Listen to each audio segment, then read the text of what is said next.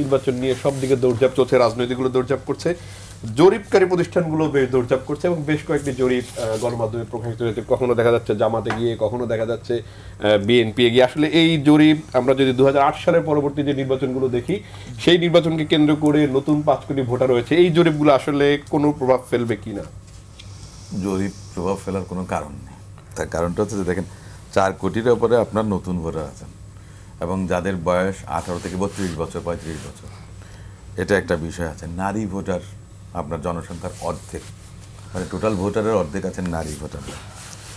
আপনি যে জরিপগুলো হচ্ছে 20,000 22,000 জনের মধ্যে, আপনি র্যান্ডামলি মনে করেন যে এই অঞ্চল ওই অঞ্চল মিলে করছেন আপনি। এই যে 20-22,000 মানুষের আপনার জরিপ, আর তার মধ্যে আপনার সেগুলো যে আপনার ভিশিয়েটেড না, সেগুলো যে ইনফ্লুয়েন্সড না, সেগুলো যে মোটিভেটেড না, তাই না? আমরা তো বুঝতে পারবো না, জানতে পারবো না। হঠাৎ করে দেখি যে আপনার কেউ মানে কোনো একটা সংস্থা এসে মনে করেন যে যার কখনো নাম আমরা শুনিনি, কারণ এই জরিপকারী সংস্থাগুলো সম্পর্কেও কিন্তু বাংলাদেশের জনগণ খুব একটা বেশি ওয়াকিবহাল না। তো সেক্ষেত্রে এই জরিপ আপনার আমার কাছে কোনো প্রভাব ফেলবে আমি মনে করি না। দ্বিতীয়ত, এই জরিপের কোনো সত্যতা বা বস্তুনিষ্ঠতা আছে এটাও আমি বিশ্বাস করি না।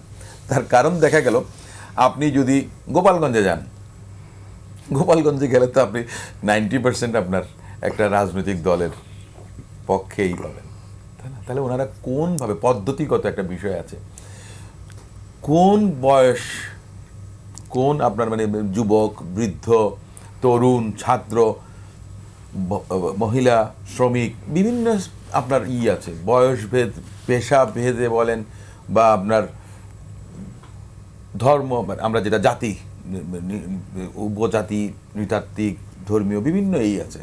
তো এই কারণে বলছি যে জরিপকারী যে প্রতিষ্ঠানগুলো এ পর্যন্ত যতগুলো জরিপ দিয়েছে, আমার কাছে কোনোটাই মনে করেন যে বস্তুনিষ্ঠ বলে মনে হয়নি। এবং আমাদের দেশে অন্তত এটা আমার পক্ষে, আমি যতটুকু বলতে পারি, আমার কেন জানি মনে হয় যে এটা কোনো কালেও কোনো জরিপই বোধহয় এই দেশে আপনার বস্তুনিষ্ঠতা পাবে বা এর উপরে নির্ভর করে, এবং অথবা এই জরিপগুলো যে মানুষকে ইনফ্লুয়েন্স করবে এর কোনো আপনার নেই, কিন্তু ভিত্তি নেই কিন্তু।